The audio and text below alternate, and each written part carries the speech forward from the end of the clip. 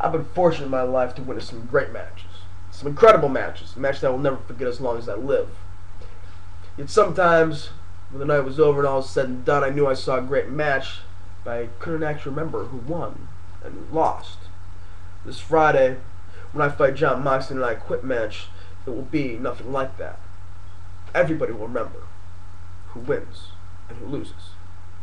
As epic as the fight may be, and I have no doubt it will be epic, everything hinges on who wins and who loses. Now, granted, Jon Moxley's beaten me in the past a few times. I'm not going to downplay that, but I've been beaten a lot. I've been beaten up, beaten down, beaten up by people, beaten down by life, and that's not to say I'm a victim. That's just a fact.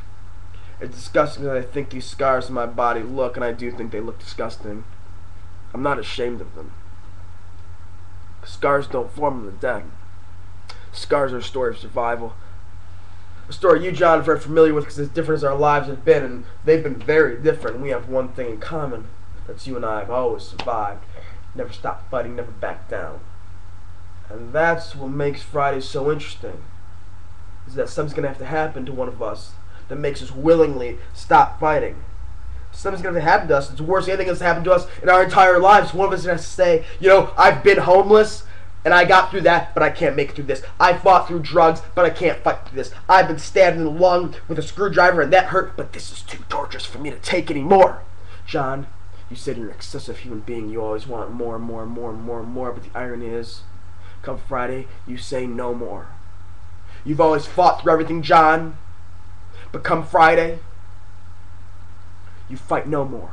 As a matter of fact, as unbelievable it sounds, you will beg me for the privilege to no longer fight. Because, John, don't be confused. I went sober, not soft. You know, nobody ever accused me of being the greatest technical wrestler in the world, but I have made my reputation, built my reputation on matches like this. John, you have never been in this sort of match on this sort of stage. I have built my reputation on matches like this, and rightfully so. I have mutilated other human beings and enjoyed doing it, and I will enjoy nothing more than what I do come Friday. Because not only am I standing across the room from you, I'm standing across the ring from my past.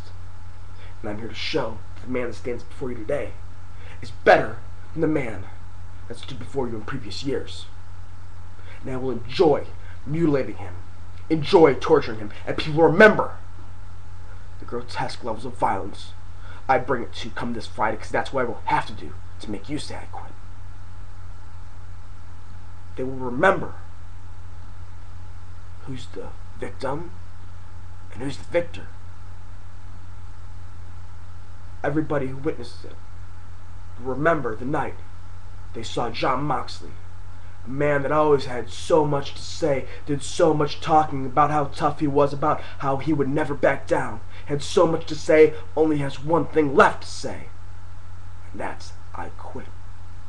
And they will remember the night they saw Jimmy Jacobs get his ass handed to him. They will remember the night that Jimmy Jacobs took a beating like they have never seen before in their entire lives. But through it all,